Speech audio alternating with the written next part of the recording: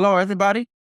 Good morning, and welcome to another episode of the Excellence and Impact Foundation podcast, where we engage world-class positive change makers in the areas of healthcare, entrepreneurship, education, and leadership. Our goal here at the Excellence and Impact Foundation podcast is to create an ecosystem of knowledge sharing through leaders and equip our viewers and audience members, especially in the African continent, to level up their skills and be ready to grab the opportunities in the fourth industrial revolution. Today, we are talking and engaging with an amazing guest from the Empire State.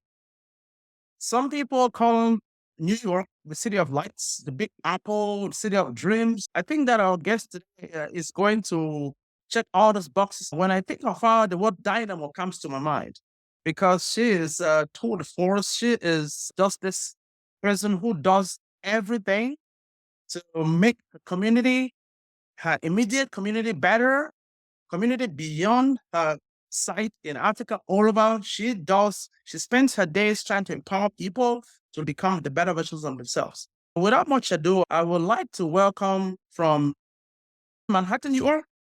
Manhattan, New York City. Yes, from the city of Manhattan, by way of Kenya, Kenyan-born Manhattan entrepreneur, Mrs. Naomi Ogutu. How are you today, Mel?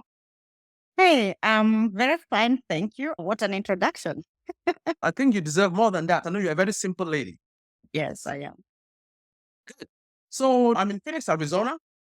The weather is getting really bad over here. It was crazy hot. So it's 7 a.m., it's 10 a.m. for you. You seem to have been up for a few hours. I'm sure you're drinking coffee. I'm drinking coffee.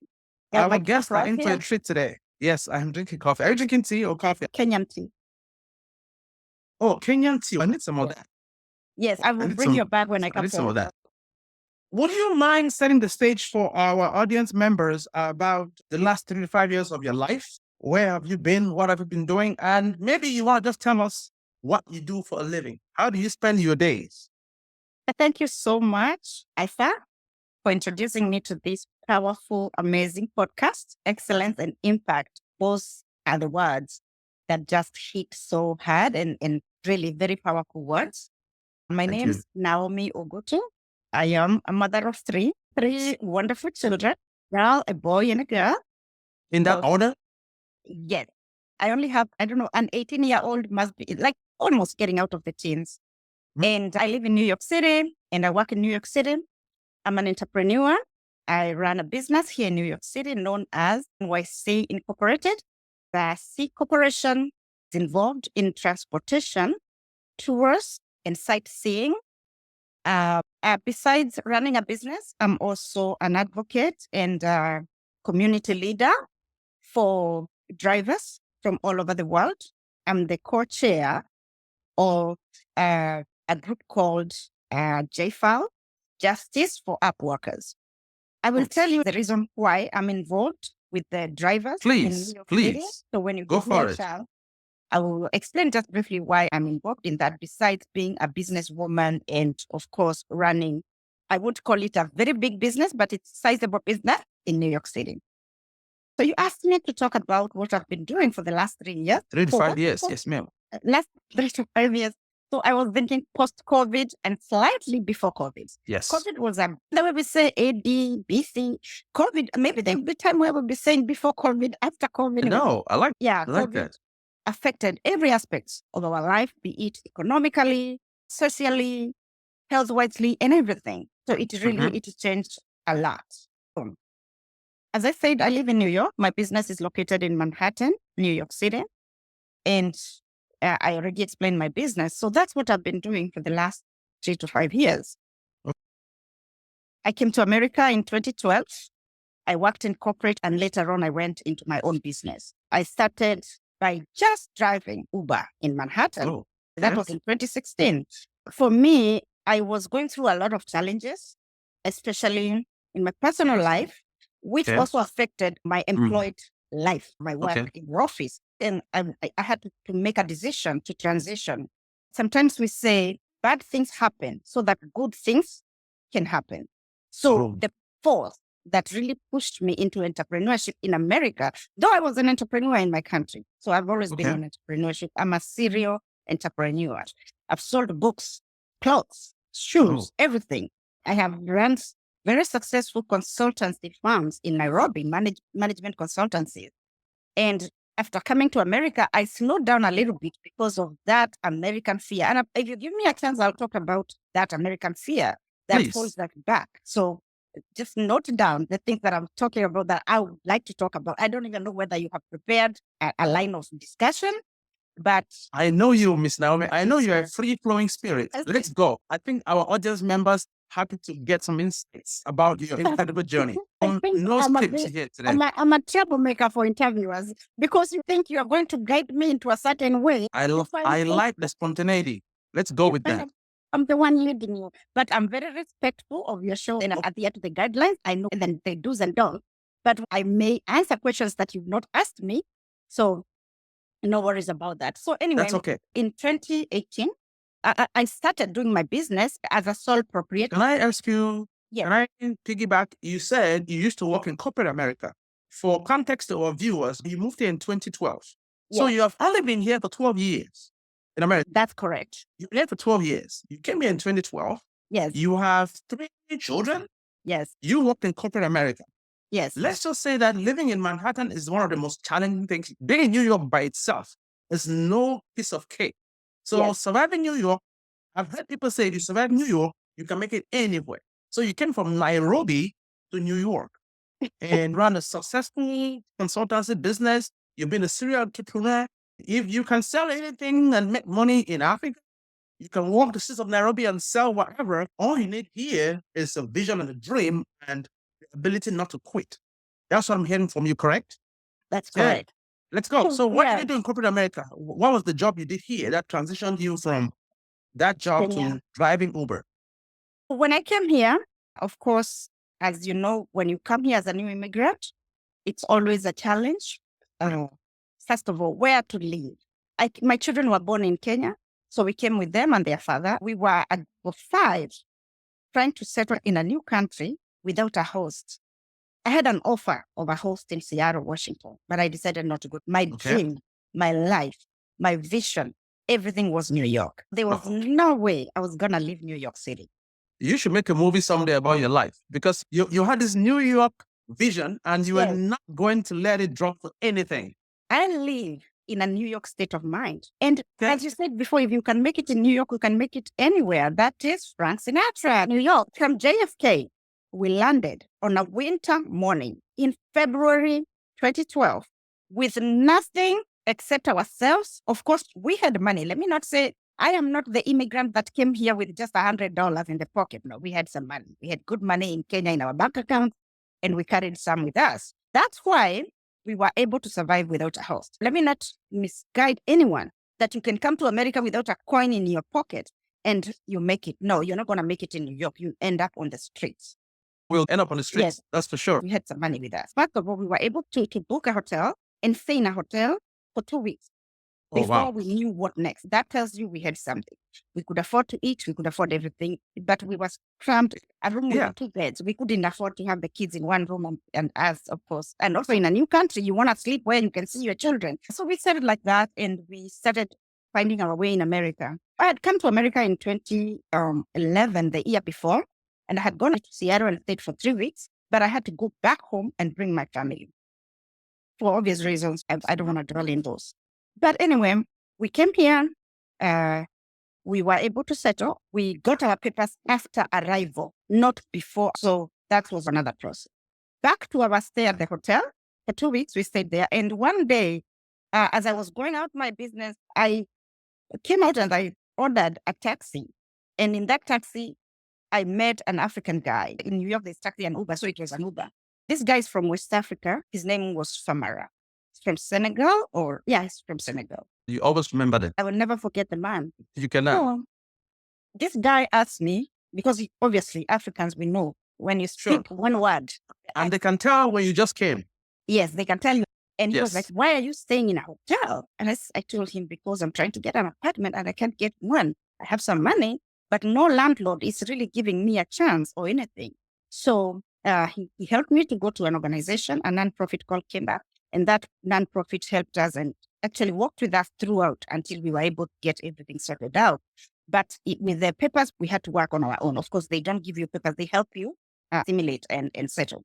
Now, with the help of that organization, I was able to get a job at Edison, which is a electricity company in corporate, of course. Now, before the corporate job, I had worked in retail for 3 months. That was a survival job. Mainstream employment was in Edison, and it was also through an agency.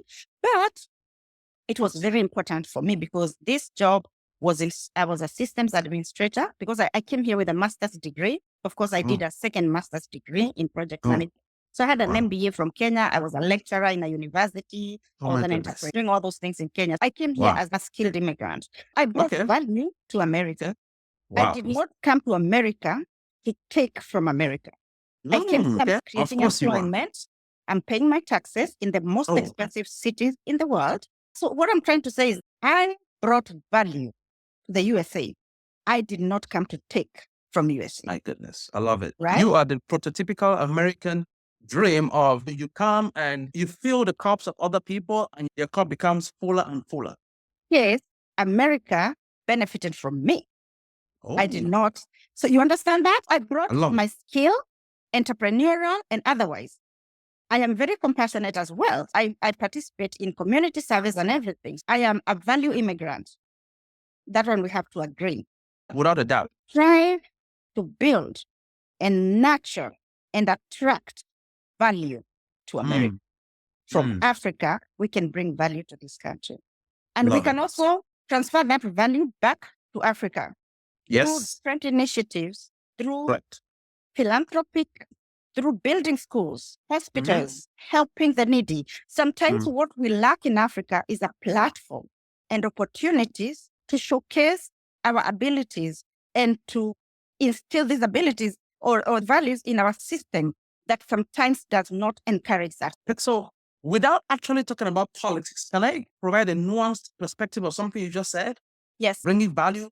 So let us be very clear here. This is not a political show by any means. Yeah. I would like to reiterate or reinforce something you said. You brought value to this country. A lot of times in the political discourse, some people vilify immigrants. We are all immigrants. This country is a country of immigrants. Yeah. I believe in American exceptionalism. This is the country with the most opportunity that gives everybody a chance to grow and thrive and prosper. And you, Miss Naomi, are living proof of that. You brought value to this country. You did not come to take. You brought your value, your education, your entrepreneurial skills, your work ethic, your sacrifice. You brought everything that is good that represents legal immigration with you to New York. And now you have quadrupled and quintupled, and you are bringing more value by creating jobs, by building family legacies in the most challenging place to survive in this country. So kudos to you, and thank you for being a legal migrant with value. Thank you so much for that emphasis. Really. My model is that wherever you go, it doesn't matter where you're from. Your past should never dictate your future or what you become. So even wherever you go, take value to that place. That's powerful. Whether you leave Africa to come to America, you may not be educated because not everybody has educational opportunities in Africa. Remember, there are people who do not even have access to good education. But guess what? There is something in you that is within you that is a value aspect that you can bring to this country. Morality, discipline, respect, all those things are value ethic that you can add. Yeah, ethics, work ethic. You can bring that to this country and you become a value immigrant. So a value immigrant isn't just that one that is educated, that is bringing academic know-how or scientific know-how or technical know-how. You can also come here, even if you are not well educated, but bring the values, the respect, the work ethics that we are brought up in Africa. Bring those good values to America and be a value immigrant. So that's a topic for me. Oh yeah, anyway, I love it. Back to the job where you were an administrative assistant. So I was employed at Edison, an electricity company, through an agency, and I was a systems administrator. First of all, I was employed as an admin assistant, but then, of course, you become an administrator of a system. I was in charge of 6 departments, very integral part of it because we were starting a new program, a work management system that was going to help our crews when they went out subsurface construction, all this department, engineering and all that. And a crew mostly work out in the field. When they go out there, they encounter a lot of problems that need to be accounted for and solutions provided ASAP. So we were trying to streamline a system. They would have their tough books out in the field, would troubleshoot. I would be the first line to receive the troubleshooting and direct it to the solution points to get the solution and immediately try to solve problems. And if problems were not solvable, provide a mechanism for future whatever. So I was in an integral part of engineering, the departments and human resources and everything else, management and all that. And I did my job very diligently. I was recommended for a promotion or a permanent position because I was a contractor. So it was a 30-day contract. They kept renewing it every 90-day, 3 months, 90 days, 90 days. And when I went for the interview, I did very well, but somebody else was better than me. So I was number 2. Somebody else got the position I was recommended for. But I thank God for all that. When the contract ended, because I did not get that permanent position, I was employed in NYU, New York University. And in treasury, I worked on 17th Street in Manhattan. So a few streets down the line, I found myself in another office. In that office at NYU, I would just look through the window and see the city because my office was Park Avenue. So Park Avenue is 2 streets going back and forth. Wow. And I was looking through Park Avenue. The train station was just down there. So it was a Union Square there, Union train station. And So the intersection of the landmarks of New York City. You were looking through your office and soaking in the yes, inspiration. Close out, enough. When I looked out, I was like, I don't belong here. I don't belong in this office. These walls are too tight for me. I can breathe well. I need to be out there in the field. I need to explore this city, the concrete jungle. I would see taxis, cars, people, noise, everything outside. I think I want to be in that field. I want to dwell in that. This is where I want to make money. Because remember, when I came to America, the moment I landed, I said to myself, in my 10th year in this country, I'll be an employer. I will employ people. Wow. And families, daddy, mommy work somewhere. And I'll be the employer providing all that. So anyway, back where I was also going through serious challenges at home.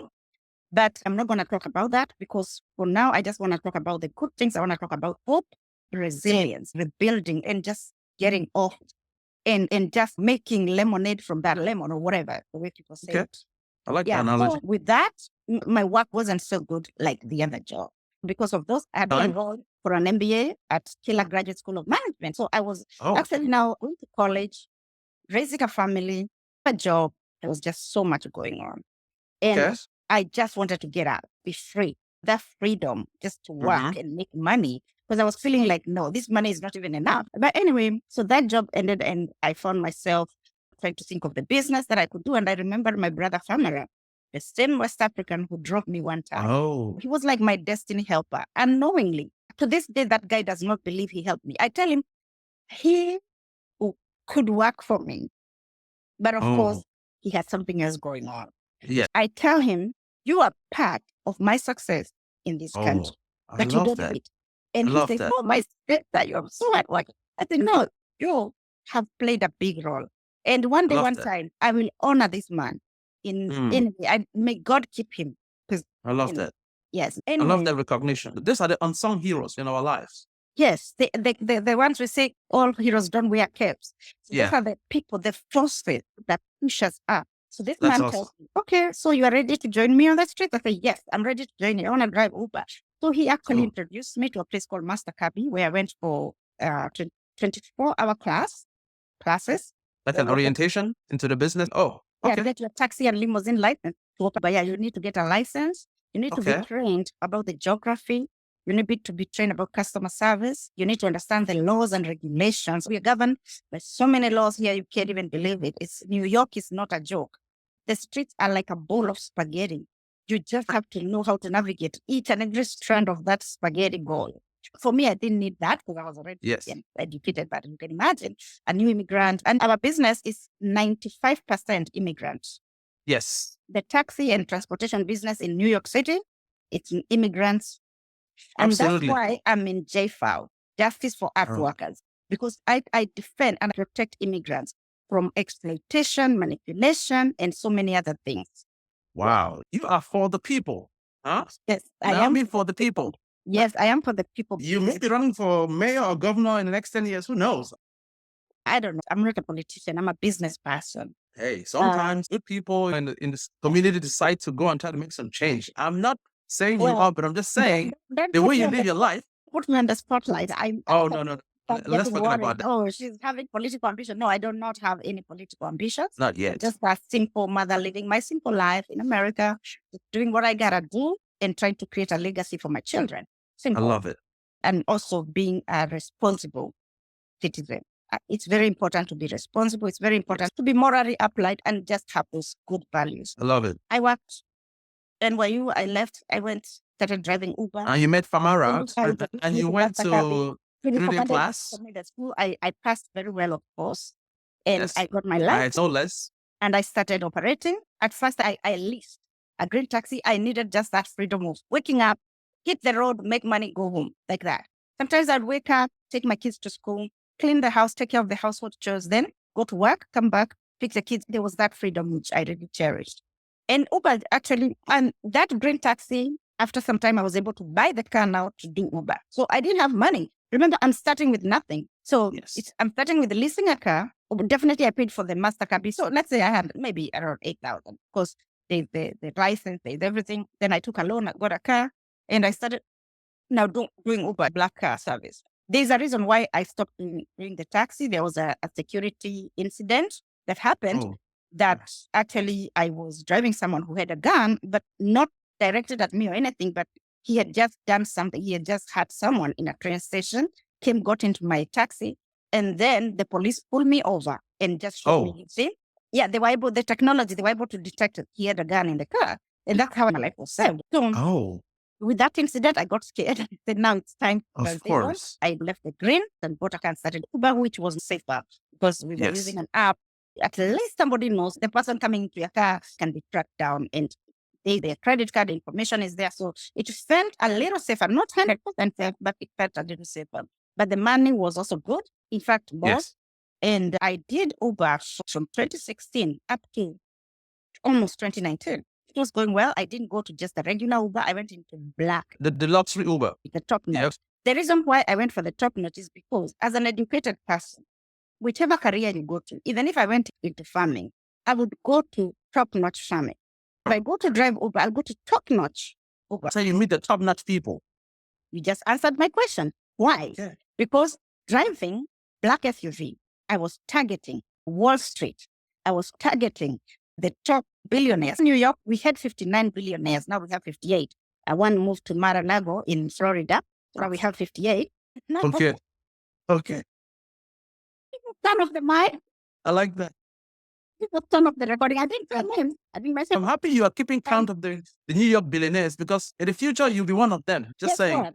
There's no way I can be a billionaire if I'm not counting how many billionaires we have. I want to join the club. So I know how many we are. And you can Google that information. It's out there for free. And there are more than 300,000 millionaires who call New York City home. Even New the York City. 58 billionaires are Manhattan Island. I just thought about the statistic, right?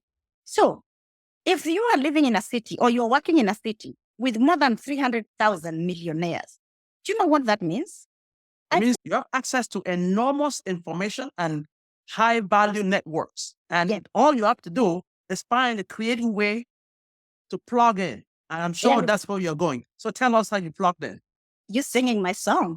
Okay. So there we go. So think about it. If I threw a rock in Manhattan, Upper West Side, Upper East Side, forget about Times Square, but I'm thinking about where my office is. My office is strategically positioned on 57th Street.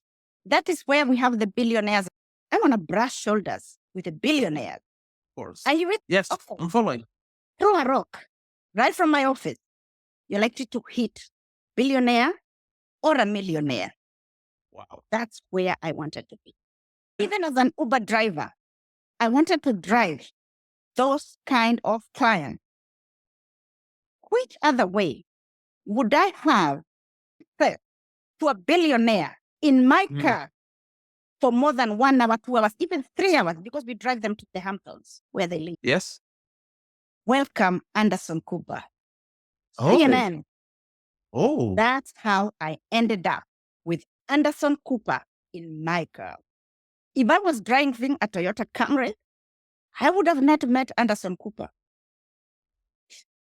That is true. Welcome, the president of World Athletics, Lord Third Corps.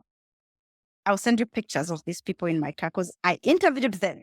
I took pictures, I did videos with them because those are opportunities that I had to do something to get to.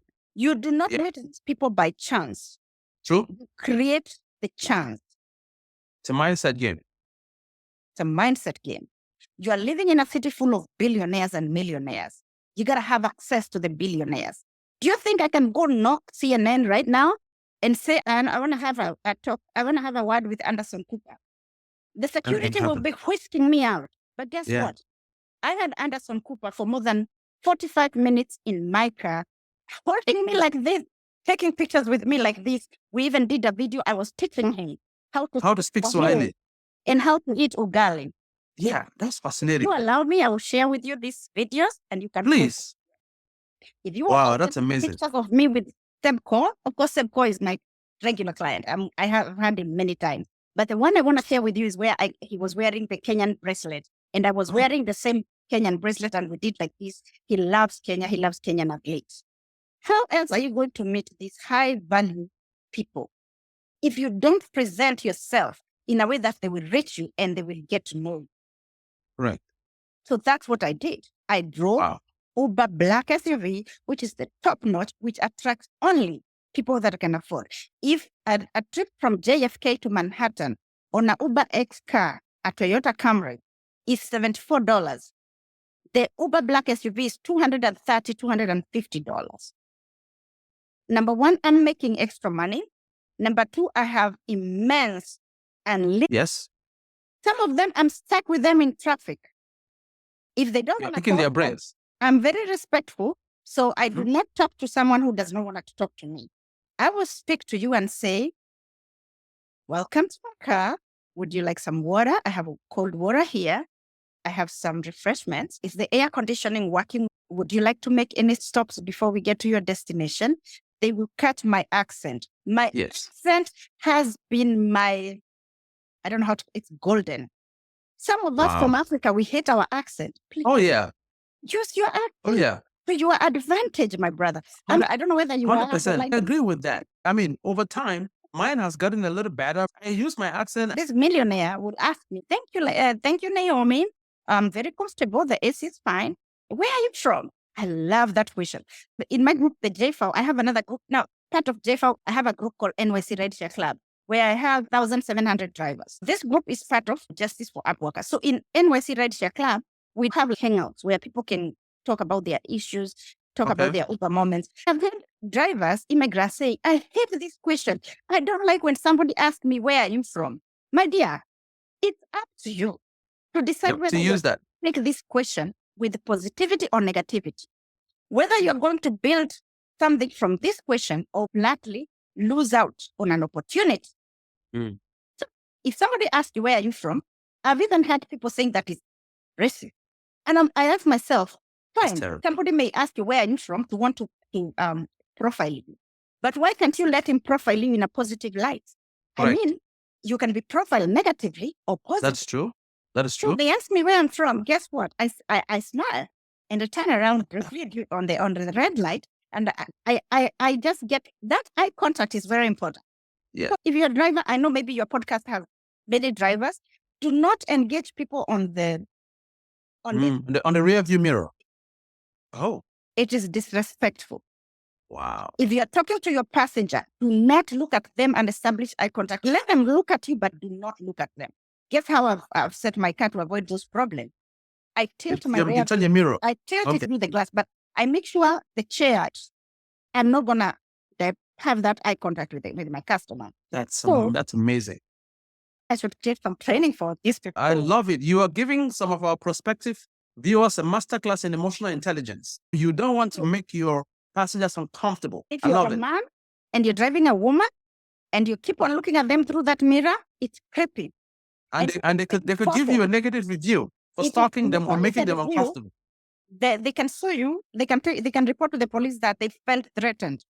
They felt you are looking at them too much. It's not good. America will respect personal space. You cannot just go looking at people directly like that. So what you do is, when I got to the red light, I stop, I turn around for 1 second, please. And don't make it 2 seconds. You'll be the creepiest of all. Just come and say, turn back. Thank you. 1 second. Just that quick. Maintain eye contact. Turn your body towards him, meaning, welcome. I want to talk to you, but I'm busy working. Yes. So I'm from Kenya, East Africa, and I work in Manhattan, and I love doing this. Thank you so much for actually getting in my car. So that's what I used to do. I used to give them my business card. Here's my business card. In case you'd like to talk to me in future, or in case you'd like for me to come and pick you up in future, you can talk to me. But of course, with that business card, because New York, we are not allowed to offer those kind of services without being dispatched. After the trip, I'll call my base. So on that card, I had another number for the company that dispatches. So I tell the base or the dispatcher that, hey, I just got a client. If they call, give them to me. They are my client. Okay. So that's how I was recruiting. Your clientele. Yes. They are being dispatched by the company, but they are my personal client. Got it. Out of 10, 8 would call back because of my personality, how I engage them. So like Anderson Cooper went further and asked me, when did you come to America and how do you find the country? Do you have a family? Talking about my kids, telling I'm from Kenya. Then he saw me doing a feature for CNN in Nairobi about prisoners that become lawyers in prison in Kenya, and they help other prisoners. So he was giving a CNN award, the Heroes Award to someone. I said, when you go to Kenya, how do you order your food? And he told me, I told him, habari, utakula nini, say ugali, with fork, and he was laughing. Very, very interactive. He came close to me and he was tapping my shoulder because brought him closer to him and to get to know him better. And he wanted to know me even better. Guess what? This man actually told me, in future, let's talk. Do you know, to this date, I've never called Anderson. You may ask me why. It's from I think I understand why. I will tell you why I've never called Anderson Cooper. I think I know why, but tell our viewers. The reason I've not called him is because I do not want to water down that golden moment. Exactly. That's what I thought. He has for me should remain intact, because a time is coming when I will need him. And when that time comes, I will look for him. For now, I do not need him. But a time is coming, because my next that's coming. The next phase of my business, I will need Anderson Cooper. I don't know what. So that's what I'm here. I knew that as an entrepreneur, a high value person, I have networks of friends, mentors, and people. Over the years, I have learned how to use them. I have some people that I don't call. If you call and somebody helps you, you don't have too many of those IOUs. So you want to maintain that relationship as is. And so when you are reaching out with a request, it has to be impactful for you and the world in general. That will be a do or break opportunity. I have only one card on the table. So you better use it well. The card written Anderson Cooper is just one. It is up to me to mess up this card or to use it for my benefit. So I'm keeping that. I can tell that. I'm holding it close to my chest. Amazing. I'm not going to use it. Absolutely. But at a time when I will hit it, it's like a jackpot card. I believe God will remember me because I have tagged him on my posts. Obviously, I get his attention because I have the number. Yes. You may call his number and he doesn't pick. So I'm really hoping that I'll be able to get when that time comes. That's amazing. The president of World Athletics, he's a constant client of mine. I know him at a personal level now, and we are great friends. Different people, different scenarios. Some of them you become very close, you become personal friends. In fact, through the World Athletics chair, I have a president of a PR company who introduced me to the president of World Athletics. So the World Athletics was not by chance, it was through introduction from high-level client, whom I also drove. When I drove her from Manhattan, she said, "Are you a Kenyan?" I said, "Yes." I said, "True." I said, "How are you a Kenyan?" She's a white Caucasian, sort of British accent.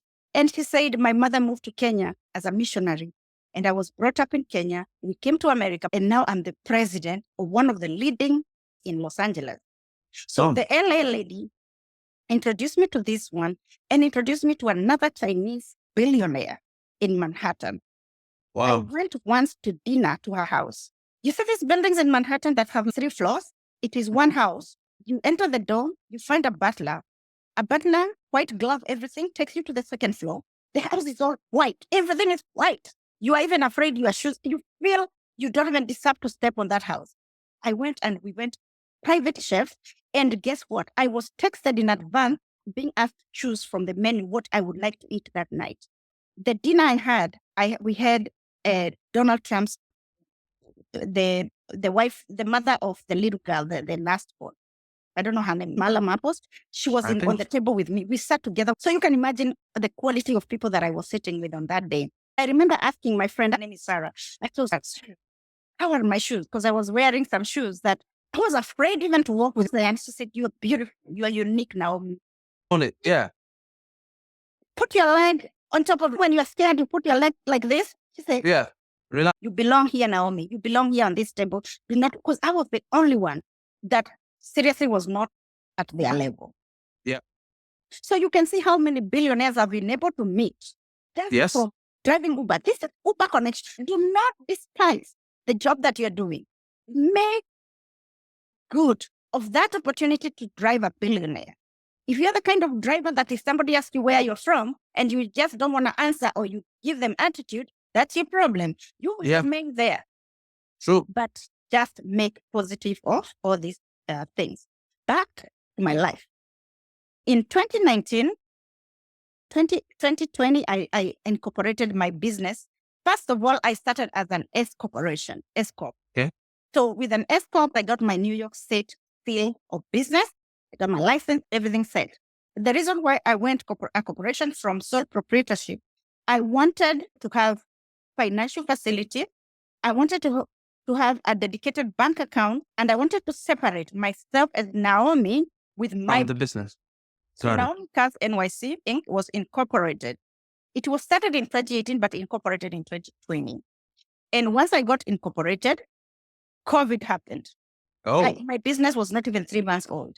But guess what? Within that 1 month, I had already opened a bank account and applied for an SBA loan. I used my tax returns from 2019 to apply for the SBA loan, and things were working. Even during COVID, I had an account. I used to, through another affiliate, I was able to work for the NBC Today's Show. So with NBC Studios, we were still working during COVID, but it was tough. We used to take our temperatures every morning. Yep. To sanitize the cars. We used to wear gloves, masks, everything. We put a partition in the car to protect ourselves and even protect our clients. So it was a tough one, but we were able to survive during that time. But really business was not, because I had only one account. And remember, now every company was scrambling for this business. For the peanuts that were left on the table. Yeah, Saturday night show.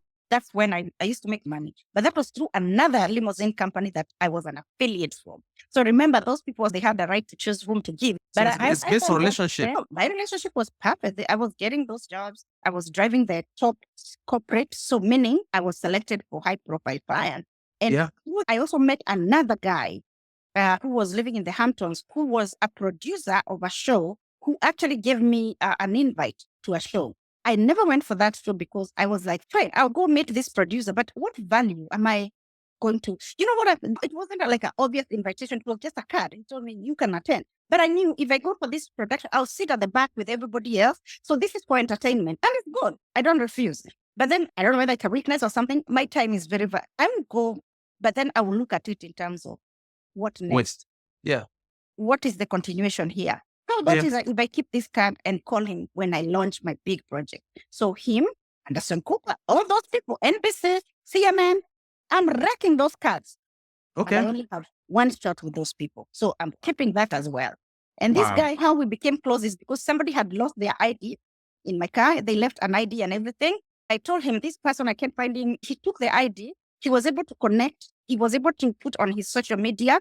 And this person was able to get in touch with him and they mailed the ID and the bank. He left his own wallet in my car. He was able to reunite the lost wallet with the person. He's a very rich person, but he put it on social media. So you see, that moment is what I knew. This person will never forget me. Guess what? When I call him, hey, I'm that driver who drove you one time and you reunited a lost wallet with the person, he would definitely remember me. But from Cuba, I would tell him, that lady from Kenya you did a video with about eating ugali. I make sure I leave an impact in every client that I meet. Wow. That's amazing. Some people say you are building goodwill, right? Like you are starting up these IOUs because the way it works in higher levels of functioning is, so a lot of people have this naive mindset that when people are wealthy or successful, they don't need help or you to help them. As a matter of fact, because they are so high up, they don't get people helping them or giving them value or services or gifts. So when somebody people just want something. So what you're doing is, when you do that to them, always remember you, because most people come to take from them. So the rare occasion that somebody reverses the script on them, they remember you for life. And I think that is a lesson you have mastered very well. You use reverse psychology. You have mastered it very well. I remember I tell him, he's like, hey, we need to push, we need to advertise, we need to push this, we need to push that. I told him, in my business, there are several, let me teach you a little bit of marketing because I was a teacher also. Of course. So we have something called the pull and push strategy in marketing or in advertising. You can have a push strategy where you push your products or services, you push your offering to prospective clients. You're pushing, oh, buy this cup is valuable, this cup will give you this cup keeps your tea warm. It's so beautiful to touch. You're pushing the product. The pull strategy, you do not push your product or service. You provide value. I love this cup because I use this cup for tea. This cup has served me for more than 3 years, and I really love it. In fact, I cannot do with this without this cup. I didn't ask you to buy it. I just sold it. So that's called pull strategy. I am calling you to buy my product, not because of what it is, not because of please buy, please, very desperate moves. I'm creating value in myself. I'm creating value in my cup so that you see, I want a cup like the one. So you're building an image in their mind of the value they will get from using that cup. You are relating your experience. So you are selling your experience with the cup. Yes. Got it. So when I tell you to take tours with Naomi cars, you will never see an advertisement from me, whether in Google or anywhere, but you will see testimonials. You will see me dancing on my cars, showing you the beautiful cars that I have. You go to my Facebook, you see those cars. I spend more than $100,000 just to do the interiors. Your cars? Some, they're luxury ones, because they even have massage, white interior. Nice. Wow. But then I can spend $75,000 and have just a basic Toyota Mercedes Sprinter, and you can go. I want those as well. But do I want you to just say I was in a Sprinter? No, I give you this car, same price, but I add value to the car. The reason being, I want to attract high value clients. I charge $1,600 per 10 hours. 1,600, 10 hours of luxury tours, private tours. Wow. So in case you are flying into JFK and the cars, it's your place to go. And I'm sure you will tell them what you do and how you do it in a little bit. But I also have to disclose that if you want to ride in a Suburban, also very luxurious, but not as luxurious as this custom made. I do custom, whatever. So if you want to ride in a regular, all your cars are custom made? Not all. So some are custom made. I charge $1,500. If you're getting to a Suburban, it's $995 for the same tenor. So of course, you're going for luxury tour, and then there's a regular tour. Then if you are more than 8 to 14, then it's. Am I supposed to advertise here? We're coming to. The reason why I want to talk about that is creating value. The pull strategy. You pull them to see the value they are getting. Provide the pictures. Provide them with all the necessary information. Let them decide. Do not push them. That's my strategy. The business that we are going into next will require a lot of push strategy. So we're going to change our strategy to pull push, but still we have the pulling strategy to introduce ourselves and penetrate the bigger market, because I will be having a big vessel that can take 300 people. We will start aggressive advertising there. And that's why I said CBS, CNN, all that. Wow. I like how you're building this foundation and this dream that you have. I can see the building blocks coming into play. You are strategically leveraging all your high value partnerships, all these people that you meet. So can you draw a connection between the lessons learned? You started by driving Uber and you were driving the Uber. I'm a huge Uber user. I've used Uber for years. Sometimes I used to use Uber 4 or 5 times a week. And they took me from the Uber one. And so I think I understand the Now, difference. this is the difference when you ride on an Uber X Oh, and absolutely. when you ride with the Uber Premier SUV. Oh, absolutely. Oh, yeah, I The know. driver must have 4.85 rating to drive in that platform. The car, I'm talking of New York. I don't know about other states. So I don't know about other states. I'm talking of New York City. The driver must have 4.85 rating, car that is not five years older. So it has, so right now the platform is from 2020, 2023, 2024, 23, 22, 21, 2020 and above. If you have a 2019, you are not out of black SUV. Wow. So the car has to be new. Inspection 4 times a year. If you're driving all these officials and dressing, millionaires and millionaires, you have to dress well. You're a professional driver. That way you will attract high value clients. All right. I was going to ask you, what are the lessons you learned from driving Uber, the highest level of Uber luxury? Can you draw a connection between your Uber days and how you're able to start your business, Naomi Cars, where right now you provide high-end luxury tours in Manhattan on the Hudson River? Like, how did you transition from there and what did you learn along the way? Yes, the transition was not easy because it involved money, a lot of investment, even just to custom my car. I spent so much money. One car itself spent a lot of money to bring it to the standards. The lessons that I learned from driving Uber was that it's always up to you to decide what you pick from a bowl of fruits. You can get a bowl of rice, but then you're supposed to choose 10 pieces of rice from a bowl of 1,000. Okay. So the lesson that I learned was you have to position yourself in a way that high level or high value people will see value in you. For you to attract those kind of people, you have to make yourself different. You have to package yourself in a different way, to package yourself as a value person. You have to provide that value. Those lessons that I've learned is to value those kind of connections. Do not ever let an opportunity pass you. If you ever see an opportunity, you have to grab it, but you don't grab it in an obvious manner. You have to be witty, you have to be wise, you have to be intelligent on how you go about it. That is one lesson. Number 2, I have learned about self-worth. Not all money is good money. I love it. There is money that will be presented to you and you will refuse that money because you are looking at the future and you are seeing this money is not taking me to the right place. If I have to disrespect myself in order to get your money, then keep your money. Wow. Not all money is good money, my friend. I love it. You gotta have something called self-worth and self-respect. If you call me today and you say you want a ride from JFK to Manhattan, of course I work with an affiliate. There's a reason why I work with an affiliate for JFK rides. You want to tour Manhattan. And I tell you, I charge 2 tiers.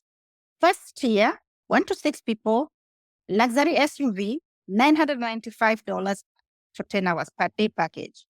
Or you can take the luxury tier, which is $1,600 for 10 hours package. Wow, I can get a tour of the big bus. Why am I paying $1,600 when I can get this from a hop-on, hop-off bus? Did you just hear yourself, miss? That is a bus. This is a luxury Mercedes Sprinter. You are sitting in a self-contained vehicle, 2 television sets, panoramic roof, panoramic floor. You are sitting on a luxury massage chair. You press a button, you're getting a massage. Big windows. You're looking through the window, you can see everything. Professional tour guide. 2 refrigerators. We serve Fresh mint. fruits. We have naked juice, the mango juice, fresh juices. We're giving you cold water. We're giving you refreshment, Gatorade. We're talking of monster. We're talking of anything you need is in that little refrigerator. 2 of them. They're there. We have game consoles. You can play games when you're there. That's an insult, right? So this person who says, actually, you're too expensive. I said, thank you, ma'am. You have that option. And next time, if you want luxury, of course, we are here. Thank you. Enjoy New York and welcome to New York City. Oh, unfortunately, we'll not be able to take this client. That is self-worth. Because there's no way you're going to put a car worth $200,000 and charge $20, $30 like Uber X. So if you want to ride from the airport, you don't want to pay $250 for a luxury vehicle. You want to pay like Uber X Toyota Camry that's rugged and that. Manhattan, you don't even know whether you're going to get Manhattan. Right? Up to you. So not all money. You cannot just say, oh, this is a customer. We cannot turn away. I trained my staff, told my staff, if somebody is not paying for the quality that I'm giving them, we do not need their money. Lesson number 3, continuing business. Yeah. I do not chase new businesses. I build existing businesses. Let me tell you. I like that. I like that. My card, I'm enjoying this masterclass in sales. my business cards read, we love referrals. That's our motto. If I give you a wonderful, amazing tour, professional tour guide, beautiful, clean, spotless cars. Some of my cars have interior, it's white. You'll see it in the pictures. I take you to dinner, park there. You eat in one of the best restaurants in New York City. Bring you to a rooftop at night. The Lights Tour is one of our most popular tours. The Manhattan Lights Tour. I give you all that. Let me tell you, you will go and tell John, Mary, Jane, everybody else. Research has said that any customer that comes through referral is likely to close the deal. That's true. Referral customers are the most likely people to close the deal because they have... Is that party validation from somebody else other than you? It's not me telling you. It's a third party telling you that Naomi is good. Naomi did this for me. She will do this for you. We really value our customer service. I tell my people, we have to provide the best customer service that we can provide to our existing clients so that they can go become our evangelist. Remember, in marketing, we have different stages of how you convert customer from just a mere inquirer to an evangelist. Do you know who is an evangelist? An evangelist is a person who comes to tell you that Jesus Christ is the Lord. God is in heaven, and you live your whole life looking forward to meeting God one day. That's an evangelist. Oh. Now, you start as an inquirer. Hello, can I inquire about a tour? That customer, you convert that into a customer. Once they become a customer, you have to make sure that you convert them into loyalists. They become loyal. They love you. Now, once you have that customer that really loves you, the customer that can even go and talk about you to his friends, who is that customer? It's an evangelist, right? Absolutely. So this person was just a stranger. You converted him into a very good customer. You have made him rely on you to come again and again. And guess what? They will be talking about all the good things about you. If you go to Facebook and say, I want to go to New York, they will say, oh, there's a lady called Naomi. Go to Naomi. Yeah. She's the best. Give you everybody. Wow. That's amazing. So I'm so fascinated by your breadth and depth of marketing, management, entrepreneurship, people skills, engagement. Like, you spent quite a bit of time learning the thing that you said you came to this country as a value add. I can see it because transitioning from Africa or anywhere else, America, the greatest country on earth, no doubt about it. And it takes a while for anybody. There are some things that you have to learn by getting your feet wet. That's just a fact, right? Yes. So you come with an education, you come with money, you have connections, you have family. If you want to do anything of impact, You rolled up your sleeves, started to do Uber, got into a dangerous safety issue, and you learn fast. So you literally have that New York state of mind where you're quick on your feet, learn, adjust, adapt, move. I'm hearing a story of somebody who had a dream, who had this vision, who epitomizes the New York state of mind, this ambition, this drive. You are taking us on this amazing journey. Right now, you own a business. You have employees, contractors, a whole network of people who facilitate Naomi cars, right?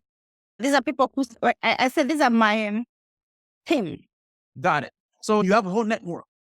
And you are a leader, right? You have all this experience. So when it comes to leadership, what's your philosophy on leadership? Do you think you were born a leader, or have you learned some things along the way, or it's a combination of both? In other words, are leaders born, or they can learn leadership traits to be as effective as you are as you grow your business? Okay. So I will talk about leadership in two fronts. As a leader myself, and also the general that we know about leadership, yes, leaders can be born, and also leaders can be made. When we talk about people that are born leaders, these are people who you find yourself in school always taking leadership positions. In your family, you are solving problems. I just shared a video the other day of a little 3-year-old boy who is already leading the family in prayers. So those are leaders that are born leaders. It's innate, it's natural in them. Yeah. And then there are those leaders that go through experiences, through learning, they develop those skills and they become very good leaders. Now, personally, my leadership has just been in business, of course, and my family being now, I'm the sole breadwinner, so I'm divorced. So I'm a single mother. So I have also learned to lead my family and keep it together. I'm a mother of 3, as I said. 2 of my children are aspiring engineers. My son is pursuing mechanical engineering and robotics on a full scholarship. I only pay room and board. So a full scholarship and a job offer for microchip company. He's an A student. He's actually on the president's list. My goodness. I'm sure there's a saying that the apple never falls far from the tree. So I'm sure, your son is just my following son the is footsteps. now 20, so he's doing very well. My last born daughter is also pursuing aeronautical engineering in Florida, Daytona Beach. She will be specializing in, she's very good and loves speed racing. She may end up with the Daytona Speedway NASCAR. Yeah. What is the name of that guy? Hamilton, somebody. I can't remember his name. So anyway, that's part of what she's so much committed to doing and studying her engineering degree. And actually, she's also an A student. Are you talking about Lewis Hamilton? That's Hamilton. Yeah. So she just started her college. I'm yet to see how she's going to perform. The first child also went to college and very well, but she fell sick somewhere in the process. She had a heart condition, but she works for the state. So all my kids are doing very well. Now, that's amazing. So when you ask me about being a leader, I measure my leadership straight from the first unit of leadership is my family. Do not ask me why I'm single, because that is another man. He's a mature man with his own brain, with his own character, and there's no way I'm going to let somebody to derail me just because I'm married to him. If the marriage is not working, instead of toxicity and everything, you leave it and wish him well. So my leadership is first of all to my children and my family. I have full custody of my children. I'm in charge of their legal and physical well-being. So I am the sole custodian of my children. You can imagine that's a leadership in itself. I lead people. But when it comes to business, I look at myself as a colleague. We don't have those titles of bosses and all that. We are all equal. Flat. You have a flat organizational structure. Flat. Like, accessible to everybody. That doesn't mean I don't put my foot down when I got there. You have to. They know. And we have a very respectful team. They support me with their blood and sweat. These are people who work even overnight. Maybe we have clients that are drinking late and we have to sit down and wait for them. We will take our kids and just sleep in the car waiting for them. The little coat, you drop a coat on you and just sleep. So these are people that really have dedicated their lives to my business. Yeah. I compensate very well. No complaints. I'm looking for a part-time job. Maybe I can come for a summer job. You're welcome. Who knows? So you're going to have that license. It's a process. We call ourselves a reliability tribe. Once I did a certain interview and everybody said, I want to be part of your tribe. So I opened a Facebook group. I said, we are going to be a reliability tribe. Our motto is faith over. We talk about fear later. You remember I told you at the beginning. Yeah. So we are a reliability tribe, meaning I can trust you. I can rely on you. I can go to Kenya on vacation and my business will continue without me lifting a phone to call in. Everybody knows what they need to do. Can I tell you something? Sure. I have never fired anybody. Never fired somebody. Never. Wow. I never had to. That's so you build a real team culture Yes. that So people before, feel a sense of partnership as very opposed to complicated. a boss and me. So there's this partnership paradigm in workplaces where people feel you. You don't have to tell them anything. They come on board and see you lead by example. They feel a part of the business and take ownership. I see that's what you're doing, which is not So easy to do. It all starts with you. People feel and see how genuine you are. They see how much you care about them beyond the business, and yes, they would sacrifice their life for you. That is amazing. Keep it up. the house. One of these So days, we should write a book about that culture you have there. There's this business philosophy called conscious capitalism. It looks to me like you are oh, somehow in that mind space of conscious capitalism.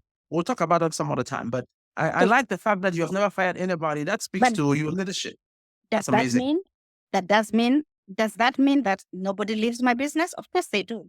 Oh, But yeah. when they leave, our separation policy is very friendly and very considerate of the employee. Okay. As I said, if I find there's a problem, I approach you, we talk, we try to solve the problem, and I provide extra opportunities for you to do better. For growth. Yes. I have paid for people to be trained. If you need more training, if you need a vacation, if you need to take a break, because life is not easy. I am a victim of having to lose a job because of stress from home. I Yeah. wouldn't want that to happen to anyone. So Absolutely. I'm understanding, and sometimes they say I am their mama. Oh, I that's have that motherly whatever to them. But they've also never failed me. They've never let me down. They wow. have dedicated. They are so dedicated that I feel sometimes I feel like I don't even deserve them because they Oh, are just very nice. So I'm that's very amazing. glad that, and these are Americans. Mostly, in fact, do I have a Kenyan in the team right now? I don't even have my own Oh, country people. So I have people wow. from Pakistan, I have people from Mexico. I have American, both American, African American, and Caucasian Americans, Hmm. and everybody is nice. That's Most of our amazing. employees also are 1099 employees. They are independent contractors. That grip on them. But of course, they are so dedicated. I can't even believe it. I'm so Wow. lucky about that. Those are some of the lessons you learn to deal with people. Oh, yeah. If you're a leader, my leadership has been, how do I put it? Equality is very important in me. I Okay. look at people as equals, and God created us in His own image. True. We are intelligent in our own way. I may be good in this line. I may not be good in another area. I try to build the area where you are strong to amplify your strongest points. Yep. Yep. And Yep. I try to mirror your weaknesses and uplift the stronger points. I do That not is good. dwell on your weaknesses. I dwell on your strengths. That's a very subtle difference in leadership because in Africa, the way we are raised, everything is about hitting hard, pulling people culture. down. But there's a different view of how you can lead through motivating people and the way Yes. people respond to you more. Punishment has a very short-term applicability. If you're trying to get long-term results, you connect with people, you motivate them. The way you do that is by using their strengths as a way to make them work more, and then you can find ways to grow their weaknesses, which I think you are mastering really well. One disclaimer or one Yes. observation that there are circumstances that are beyond an employer, like theft of service or theft, basically just plain theft.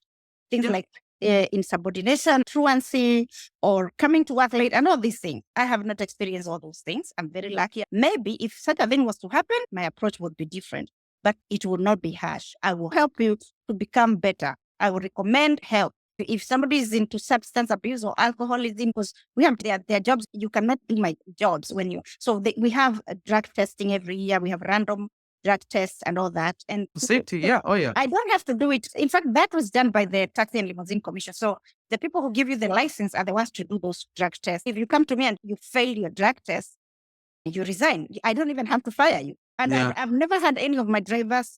So that may change if anything like that would happen. As an employer, you cannot keep bad employees just you want to be nice. The business is bigger than you even. So it can be about building a legacy. I hear you have such a good rapport with your team that some of them call you mama. Speaking of you having this mama title, I know you are such a community advocate and leader. You have been very vocal about empowering people, especially African immigrants here. You are so big on encouraging people to start businesses, to take advantage of the opportunities in this country to reach for the moon. You do a lot of things. You bail people out of jail. You do free webinars. You help people with job searches. What drives you? Why are you doing all this thing for legal fees? You just provide all these resources. What's the deal? What is that about? I gotta be very careful answering this question. Yet I do help people, but I'm not able to help everyone. Of course not. When you say paying legal fees and all that, it's not like I have money just here laying on my hands. Let's go back to my community service involves helping people that are stranded at JFK. Reason being that I'm here physically. I've had people that have come with children. Maybe a host has disappeared on them. So if they reach out to me, I would help them by maybe I would come, pick you up and try to see how I can help you. Not every phone call will get help. Meaning you may call me and I'm busy with a client. I will not leave my client to come and help you. Okay. I have a case of a person who is in jail right now that I'm trying to help. He came here as a new immigrant. He went to live with a host. This host started abusing this person because he didn't have papers and he was trying to make a living here and there. So the little money he was getting, they would make him pay for the house and the rent. The agreement was he pays $600. Then they started taking all his checks because the checks were going through them and they would not give him anything. So this man was so frustrated that he said, I am moving out on that year. That year did not arrive. That year found him incarcerated.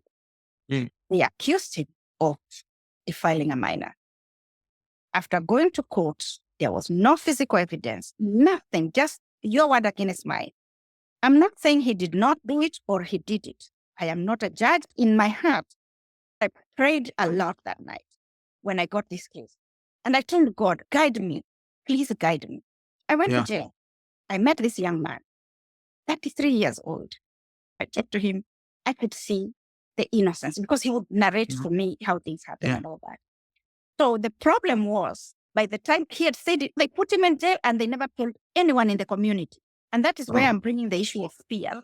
When we come to this country and we don't have papers, people say, don't go to church, don't talk to other Kenyans. They are going to talk about you. So hide here. We are going to help you. Then when you stick to them, they start misusing you. By the time they're misusing you, you don't even know any Kenyan. You don't know anyone who can help you or Cameroonian. So anybody from your country. So they put you in jail and that's it.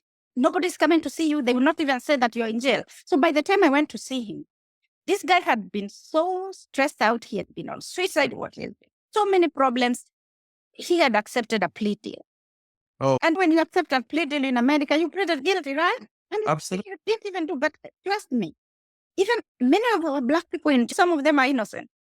But because of coercion and a lot of pressure, African American Black people in America, and I'm not afraid to talk about this, they are rotting in jail. Some of them, and we've seen cases where they come out, it is proven they're innocent and they are given a lot of money for a settlement, arrest, or wrong imprisonment. This guy is innocent or guilty. But I told him, now that you've accepted this, how can I help? I hired a lawyer for him, actually. I created a small group. We raised money and we paid a lawyer. When the lawyer went to see him in jail, he came and told me, ma'am, I could have helped this guy. This was a shut, what do you call it? Open and shut case. There was nothing the prosecutor had against this man. But because he was caught through a public defender, some of these public defenders they're not on your side. They want to close the case and go. So he was, do you know the jail sentence he got? 5 years. Only. Because this case is 25 years. But they really didn't have anything on this man. So what they did, they give him 5 years and they also removed another 1.5. So he's serving only 3.5. But the problem is after serving, he might be deported. He had married an American citizen. So I want to see if we can get him an immigration lawyer to try and help. But very hard when you have separate. That's tough. I think his case is poor guy comes here, trust a host. And that's what I say. I was not hosted by anyone. Let me tell you sometimes, you're better off living in a room. Come, rent a room where you are staying even 6 people and pay a landlord or a host, pay somebody to host until you get your life in order instead of going to friends who will turn jealous against you. Call me on another meeting next time we talked about host problems in America. There are so many. And there are some wonderful hosts, and God bless those hosts that are very good and wonderful. I know people have hosted other people. They are very good. They are amazing. I would host someone. I wouldn't do things that people have done to other people. But I'm telling you, host, I don't know about your country, Cameroon, but Kenya, we have a problem with hosts. You start making some little money, or they see you have prospect, like you are like Alpha here, very intelligent young man. They see your prospect, they see your star is shining. They want to dim that star because they know with that intelligence in America, you'll go far. I'm telling you, if I was hosted, I wouldn't be here doing the big thing now. I believe so. So, just like cases. I like how you say there are some amazing hosts. There are So some many who go amazing. out of their way and sacrifice a lot of their time and resources to make it comfortable. And there are also some who have a very short-term mindset. America is so big. There's enough to go around for anybody. If you're willing to work hard, you can do anything. You asked about Cameroon. We have the same problem in our community where there are a few bad apples. Yeah, there are a few bad apples who make the experience a very bad one. And anyway, so sorry. We have bad hosts and like bad people. You can come to my house, I host you. You don't want to clean the house. You don't want to do anything. You are used to Kenya. We have house girls and maids and servants and people who work for us. You come here, you expect somebody's going to pick this cup from the table and take it to the dishwasher. No. So also we have people who come and they don't get in the system. They don't get land quickly. Make your bed, clean your bedroom. True. If I have visitors, help me to cook, help me to prepare the room, help me to set the table. There are people also who are being hosted that are bad. So to avoid all those, just know yourself and know if you really need this help. We have new immigrants who are looking for papers and they are students, F1 visas. Maybe they are looking to get H1Bs. I work with a few lawyers that help with immigration. You pay. It's not a free service. If you want free service, you go to Catholic Charity. I can provide you the information where to get it. You go to non-profits, who can help you. But if you want to work with professional lawyers, they charge for their services, but they're good, very good lawyers. I'm also helping people set up businesses in America with the help of our corporate lawyers. Okay, go ahead. You're very engaging and you have all this amazing information that I love our viewers to get. Can I segue into our next section about the business and where you're going? I always ask all my business entrepreneur people about long-term goal setting. I have this quote by Bill Gates. He says that a lot of us estimate what we can do in 1 year and underestimate what we can accomplish over a decade. I don't know where you stand on that philosophy. Are you a short-term person? Do you do 6 months, 1 year goals, 5 year, mid-range, 10-year, long-term? How does that apply to where you're going in terms of your business development over the next 10 years? Yes, thank you. Before I answer you, I want to go back. Some people ask me, this business is so huge. I need $10 million. Where am I going to get $10 million? Then I ask you, you need $10 million. Yesterday, you needed $1,000 trip. The same way you apply for a loan for $1,000, the same way you apply for a loan for $10 million. I know you say, wow, it's collateral and all that. Let me tell you, the proposal, your business plan is worth $1,000. I'll give you $1,000. Your business plan is worth $5,000. You get $5,000. Your business plan is worth $10 million. I'll give you $10 million. The way you articulate yourself, the way you present your plan, the way you've protected. Do you know what you need to get $10 million loan for business? Your personal credit, your personal integrity, your tax returns. Oh my God, they're calling. Give me a second. She's back. It's called business. I told you about that before. You got to take care of business. When I speak about, like, you come to me and you say, $10 million. It all depends on how you make your business plan, how you articulate your plans, and your personal credit. Your personal credit is what will help you build your business credit. So just like I cannot give you $1,000 loan if your personal credit is bad, it's the same way I will not give you 10 million if your personal credit is bad. So people tend to think that I'm going to mess my personal credit and then I'll be able to get business credit. That's not how it works.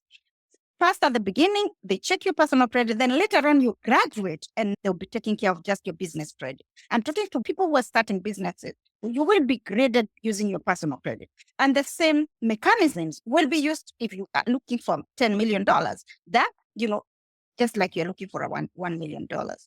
So when you ask about long-term planner and short-term planner, I do long-term plans. My plans are between 5 to 10 years. In between these 5 to 10 years, I have they are plans, and then they are tactics, and they are like smaller plans that I put there. So I will have 5-year plan or 10 years plan, and then I will also cut that into different stages for milestones. So there's a milestone for 1 year, 2 years, and all that. So that's how I plan. Yes. Where is Naomi Kaz going to be 5 years from now? So 5 years from now, Naomi Kaz will be shining on the Hudson River. When I came here, I was so fascinated by the rivers because Manhattan is an island. We are surrounded by 2 rivers. The Hudson River actually comes all the way from the Catskills Mountains, upstate New York, goes side towards Canada. When it gets to the Bronx, it starts dividing. One part of the river becomes the Harlem River Drive near Harlem. It cuts through Harlem. So Manhattan is an island. So when it gets there, it divides in one end, goes along the western border with New Jersey. So we have New Jersey on the west. And the Hudson River, it continues with the name Hudson River. But the other one becomes the Harlem River Drive. At 135th Street, it becomes the East River. So the East River goes, that's where we have the United Nations headquarters. Then the rivers go all the way to the south and meet. Then they go to the Atlantic Ocean, the Statue of Liberty. Manhattan exists inside those water bodies, the 2 rivers. So to the north, we have the Hudson River, West Hudson River, East River on the east, and then south, we have the Atlantic Ocean. So for me, when I saw these water bodies, every day I crossed the Hudson River, I used to look at the people in Manhattan, and guess what I used to do? I used to assign a dollar sign on each and every person's head. An imaginary dollar sign. That's dreaming. I start thinking to myself, how can I get that $1 without engaging in crime or anything? But I want that dollar from this person. And that's where my dream to my next project was born. My next project is going to be a passenger boat with a capacity for 300 passengers at any given time. That's a ferry, you mean? It's more like a ferry, but we call them boats. Yeah, you can call it a ferry or a boat. It will be offering sightseeing cruises, short cruises to the Statue of Liberty, which is the iconic New York signature landmark. And they will be flying from Manhattan, South Harbor, all the way. It's called the South Port. Wow. That's when our boats will be docking. So you have a fleet. There will be 10 boats. So now these boats will be doing from 10 a.m. up to God knows what time. We'll be having those crews. So the first crew or the first shift, one captain with a 6-member crew, starting at 10 and finishing at 4 p.m. The next crew will be coming in from 4 p.m. up to 10 p.m. That will be another captain with his crew. When you have a boat, I am not the one running the boat. It is a captain. So I get the boat, give it to the captain. The captain has a liquor license, master chef, everything. So this boat will have 3 decks, a lower deck for sightseeing, a middle deck, which will be a restaurant and a lounge, and the third top deck will be for premium sightseeing. This boat is going to have a capacity for approximately 100. So it's going to be like that. The same person that is doing detailing for my cars is the same guy that's going to do the interior for my boats. Because I want you, when you come from my Sprinter, you walk into another beautiful lounge. We'll be selling brunch, lunch, and dinner. And then at night, you can book a private party. We will have Cameroonian night, Impact and Excellence Award. We're going to launch one of our, we'll do an award show on the boat. Why not? On the Hudson River, and we will make it in a way that they will receive their awards facing the Statue of Liberty. Do you know how powerful the Statue of Liberty is? Liberty. Her crown has 7 spikes representing the 7 continents of the world. Oh my The goodness. the person who was building the Statue of Liberty actually wanted to have his mother. He was building his mother, actually, the statue. Mm. But later on, he changed and decided to build a goddess, a Greek goddess. That's things. So the Statue of Liberty, you see the Greek goddess, but then inside you see his mother's image, a little bit of 7 continents, Oh. which represents the melting pot of the world, right? And everybody is welcome. Everybody who's willing to work hard and dream like you is welcome. And I like the fact that you are already visualizing an excellence and impact award show on the Hudson River facing the statue Goddess of Liberty. We're My going to make it friend, happen very it is soon. a whole strategy. Wow. I just told you I what love you it. can do. Oh After my. you decide So, what let's so kill this history, man. I love your energy. So when is the first boat? Like when is the first roll out? 2 years, 3 years from now? No. What? Already gone. I already went to Kenya, got investors. So I will talk about how I'm getting investors into my business and working with my partners and everything. And we are launching in 2025, next year in spring. Beginning of May, we'll be on the Hudson River. And we are not stopping there. We're not stopping with just one boat. In fact, I'm still trying to get a meeting with the mayor because I want to tell the mayor that I want to bring Kenya to New York and take New York, Kenya. Oh my. We're going to do that, man. Like I said earlier, you just may be the global citizen that is going to be the next mayor. Who knows? I'm just saying. I like that approach. Kenya. I'm talking about Africa. Africa. I like it. We are a global village connected at the palm of our hands by our cell phones. You got it. You want Naomi? I'm in your phone right now. There you go. You are. I'm going to be living inside your cell phone. So wow. How am I going to give you value? Why am I in your phone? What am I? I love it. Be in your phone doing TikTok. I want to be phone bringing value to your life. Wow. I would like you to update our viewers about your launching. When those things start, I'm definitely going to come to New York and do the launching. Bring my kids on that. Invited to the maiden cruise to the Statue of Liberty. We'll serve lunch, we'll serve food, we'll serve everything, entertainment, everything, creating jobs. More jobs are going to be created because before they get to the Statue of Liberty, before they get to my boats, we are going to increase our fleet on the ground. So we are thinking of even introducing bigger cars. Right now, we offer private, intimate tours of families, groups. So now we'll open our tours into public. So now we'll have public buses doing the sightseeing buses, cheaper tours, not the luxury ones, so that we have people coming. Once we have the boat, we will have capacity to hold these people from the ground into the water. When I talk about colonizing the Hudson River, we are taking it over for presence. When you come to the Hudson River, you'll be able to see a boat. The boat is going to be so different from all those boats that you're going to see on that river. Standing out. Because of the branding.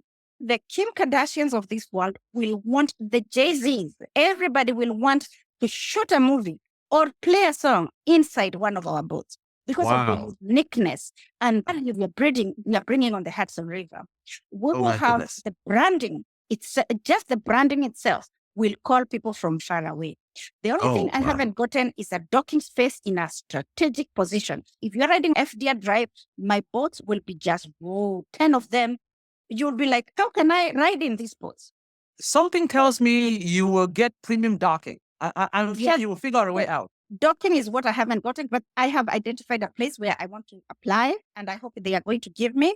As we build our boat, we are starting with just one boat for now. I have funding for 2, but I'm building one because I want to build one so that I show, you have to prove yourself. Before I tell you I'm bringing 10, let me show you how I do it. I know what we're going to do. I know how we're going to do this, and I know how much profit we're going to bring in to our investors. And that's why I am applying to the Securities Exchange Commission here in New York City. I have an appointment, and I want to start offering private issue of shares. We are not going public now because we are not going to list on the stock exchange as yet. But right now, we are just going to get the certificate from the Securities Exchange Commission to enable us and to allow me to start collecting investors' money so that people can be part of this dream. So once I get the certificate, I will go out there and say, whoever wants to be part of this vision can invest in the boat. Because we're not investing in just one, we're investing in up to 10 and even beyond. As long as I get space on the Hudson River, I'm going to work on the Hudson River. People have told me, why don't you come to Florida? Why don't you go to Miami? My vision, my dream, everything. I am New York. My blood is New York. I'm in the New York state of mind. Funny that I take a New Yorker out of New York. I am a New Yorker. Like the city of gods. Yes. They say the city of gods. The city of gods. Go and Google. Why do New Yorkers say that? Yeah? The city of lights. Where the lights are so bright, but they don't blind. Yes. The lights are on 24 hours a day. Watch the lights. Yes. These lights are, let me tell you, I go to Times Square. Even yesterday, the day before yesterday, do you know what I did? I spent the night in Times Square because I want to be in that Times Square and wake up at midnight. At midnight, I go to Times Square. Stand right there. Just go get inspired. I own this land. What? Man, that is so powerful. This land. This is my home. That is so powerful and this inspired. Home, not by any right, but because of the privilege of immigration and the privilege that America has invited us. Say, the Lady Liberty, welcome all of you that are weary. That's right. Always find refuge in America. America is our refuge. America is our home. What you do with this country is up to you. If you want to say yourself, sure. If you want to prosper in America, you can prosper in America. So speaking of building, I love this paradigm of there are these two bricklayers who are shaping rocks. Some people call them mason. They ask one of the people, what are you doing? He says he's just shaping some stones. They ask the next guy, what are you doing? He says he is shaping stones to build a worship house of God. So that is to your point, saying that you can make whatever you want to make of this country because everybody has opportunity. Everybody has the ability to dream something and start something. And the biggest thing is most of us quit so soon. Like at the slightest turn of adversity, we give up. And I am guilty of that. I have dreamt so many things. And the moment you hit a roadblock, you give up. I am here on this podcast to say, I appreciate your spirit, your tenacity, your resilience, fighting, coming from a lot of no's and negatives. And here you are with this dream. Sometimes your dream is so powerful, somebody else can see it and you can see where you're going. It's achievable. Absolutely. Fear. Yes. Let's talk about fear and faith over fear. Yes. I have faith. Faith over fear.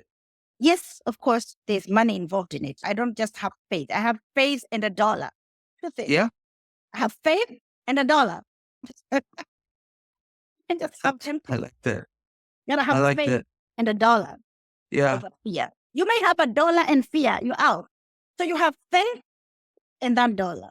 And faith, you can believe in that dream.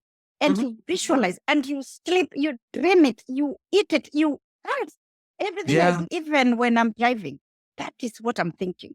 I sit on that river for hours, looking at the Hudson River for hours and hours. There's one day I sat there up to 10 p.m. in the morning. Yeah? Wow. That's amazing. I sat there. Faith, I mean, I like the faith thing because a wise person had said faith and fear are the same thing. We have faith and we fear things that we have not seen. Like it's the invisible. So faith is the ability to see the invisible and the power, believe the power possibilities. You have to have that something in you. And don't let anybody tell you you cannot do it. True. How many people have discouraged me from the boat? I'm sure there have to be a lot. Including my own employees. They tell me you can't do it. First of all, they told me I couldn't get the money. I went and got the money. I told them I have the money. Here's the money. What next? Why don't we do this? Because I'm scared. Do not fear. Because fear is what breeds failure. And your dream is your dream. That's why you are the architect of your dream. Because that's very personal. Yep. Yes. You're the visionary. So dreams are personal. And so everybody else who's not Naomi thinks you're crazy. And guess what? That's a good thing. So many have thought I'm crazy. Even now, there are those who do not believe that you're going to launch next year. They do not believe that kind of doubts coming on the way. And I share them. I tell them, relax, of course, and join the winning team. If you're not going to join me now, when I'm giving a private share offering of my business, In the next 2-3 years, once I hit $6 million, because that's what you need, I'll be in the stock market. I'm going to go public. The share that I'm giving now is 1-to-1, $1 to a share. So if you buy 1,000, you get 1,000. But let me tell you, because it's a C Corp. Oh, I started as an S Corp, and then after 2 years, I converted into a C Corp. Now I'm a C Corporation, and I'm able to offer unlimited number of shares. That's one of the advantages with the board of directors. So now, when we go to the stock market, who knows? Uber started like that. Uber actually started issuing private shares where a very rich guy invested in the business. Tesla just went into the stock market, but blew to 1,400 or 1,000. Did it reach 1,700 per share sometime back? It went so high, but now I think it's dropped. Uber started off at $45 a share. It went down to 23. Up to this day, Uber has never, I think, did they turn a profit? They just turned the profit the other day. They were not profitable. They were not profitable. But that doesn't mean that they are not viable. When you educate themselves about it. Also sure. So once we set up, our boat is very profitable because it's not very easy, but then it's doable with the right people, right vessel. There's no way I'm going to buy old vessels that will be going out of service for maintenance and all that. That's what you're building investment, building afresh or buying newer boats that are going to be operational. We do inspection in March every year. My captains have their licenses in order. Our crew is well trained. No issues. Safety standards, ADA certification for disability, wheelchair ramps. Everything is set. The restaurant, the food and administration, everything, name it. All the licenses are top notch. All I'm doing is, hey, if you want to be part of the second and the third boat, the first boat is done deal. Don't need money for that. So I'll be taking investment for the second and the third boat, which if I'm able to get the Securities Exchange Commission certificate before December, we should start issuing the private offering. We'll do the private offering sometime December, January, February, 3 months, see how we are doing, because the second boat construction starts in March.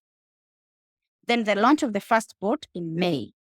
By the time the second boat is coming in, the first boat has shown us the trend of the business so that we know by the time we're doing the second boat, even before it's over, the third boat is already on construction. We are not sitting down. After we hit 10, we'll take a pause, see whether we're going to get into helicopters.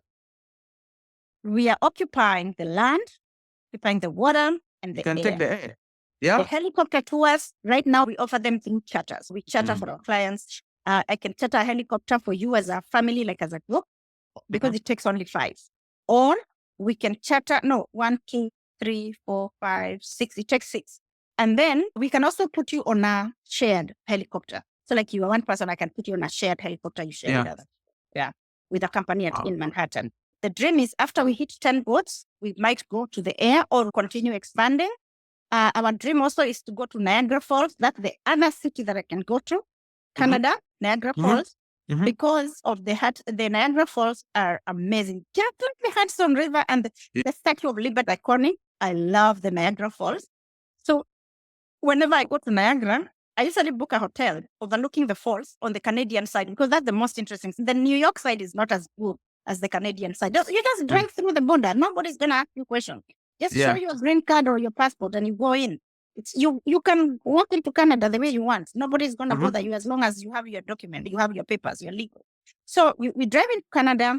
We get a hotel that is overlooking the falls. I love taking 12th floor because when I'm sleeping on my bed like this, the falls are right in front of me. And it's like a light show because they change the colors. They put the US flag, the Canadian flag, they change the rainbow, whatever color, blue, yellow, green. So I love the Niagara Falls and I'd probably be joining them, but we have a very powerful boat there that does a steam ride into the water. So I want to find out if I can either franchise with them or put Naomi cars on the Niagara Falls. Wow. If most people can do it, what do they have that I don't have except America? Exactly. Wow. Because America, we don't have connection or what? Of course, connection is there because I have John to show me the way, but hey, we will get there. I am so fired up, my friend. I can tell. Man, this is... I can't even sit on this chair. It's burning. It's burning me to get up. Be out there. I had surgery 2 weeks ago and I was like, when am I going to heal? I can't even stand sleeping the whole day. To get it. Guess what I did when I had surgery? I was operated Of for course. webinars for immigration. Yep. I'm not the type to sleep the whole. To sit around. I am allergic. I love making money every minute of my time.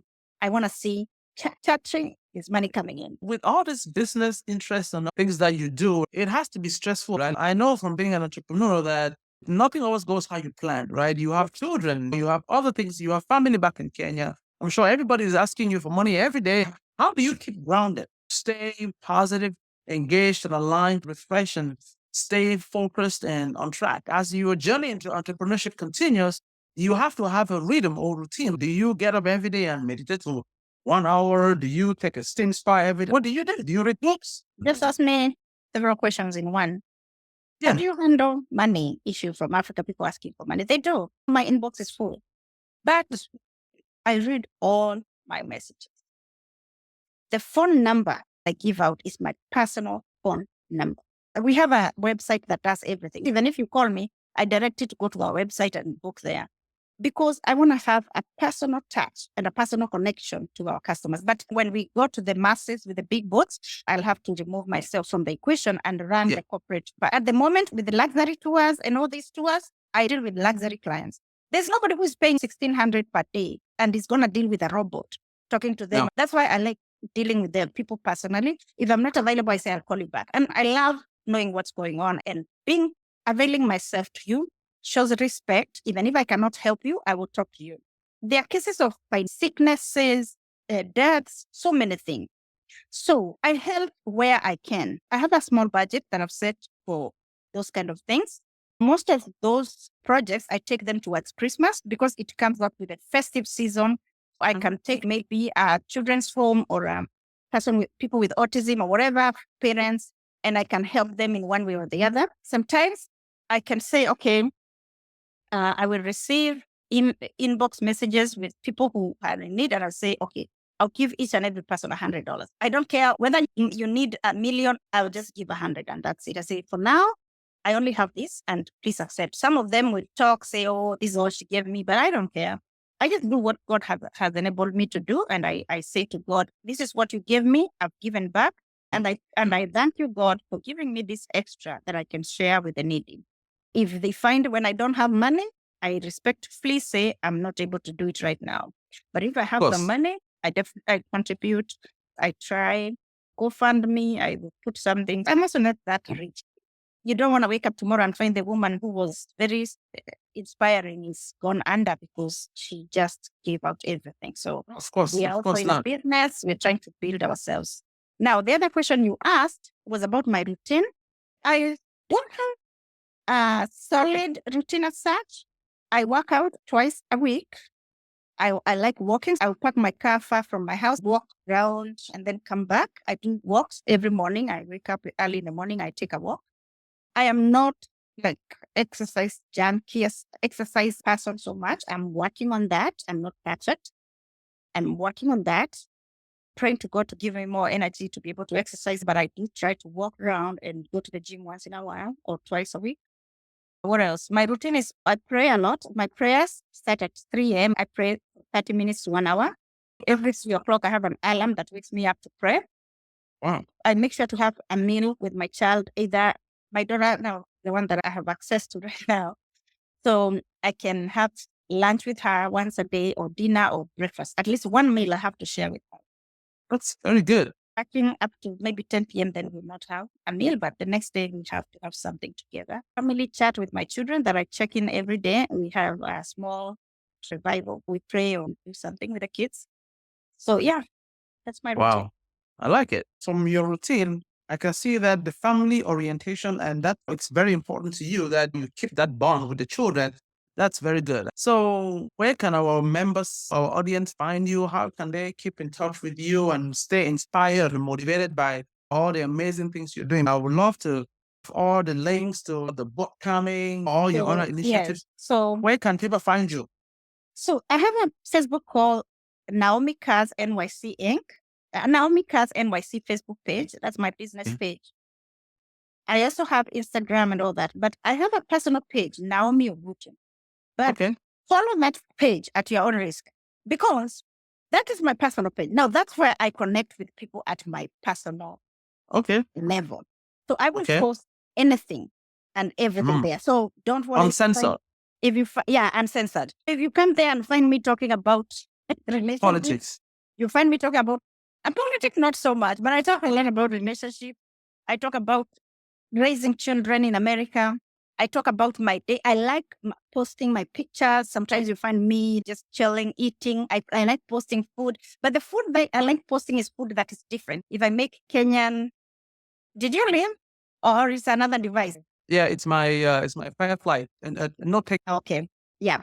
So you may I post anything. That's my personal page. Okay. I also post updates and whatever. So that's how you can find. You can find you on Naomi NYC Facebook page. You're on Instagram. You're on Facebook. Are you on Twitter? Yes, but I'm very inactive. I also have TikTok and I don't use it. But you can share all those pages. Okay. You want, I'll give you links. And if anybody want to reach me, my phone number is on my website. My website is Naomi NYC Incorporated, INC. I have another NYC LLC, which I got those domains to prevent hackers or anybody else. So they are there, but I own them, all of them. Very good business. Naomi, anything that you can get in my name is there. I own it. But then I use this Naomi NYC. So that's my website. You can find our details there. My number is there. Everything is there. Wow. Ladies and gentlemen, this has been a very motivating, inspiring. We have learned a lot about personal life philosophies, resilience and rebuilding. And we have learned about Naomi's journey and how she started dreaming. She is well on her way to etching her name in the legacy of New York's finest. Thank you very much for coming on today. And we will be seeing you in Arizona on October 4th. Naomi is going to attend our inaugural Excellence and Impact Foundation Awards show. So for those of you who are going to be there, you'll get a chance to see her. And for those who are not going to be there, we will have a live stream. So again, thank you. I appreciate our friends at CDC, Competency Development Labs, for providing us tech support on our website, on our podcast. Thank you very much, ladies and gentlemen. Ms. Naomi, it was a pleasure. And we'll be seeing you in Arizona very soon. Thank you. Thank you. All right.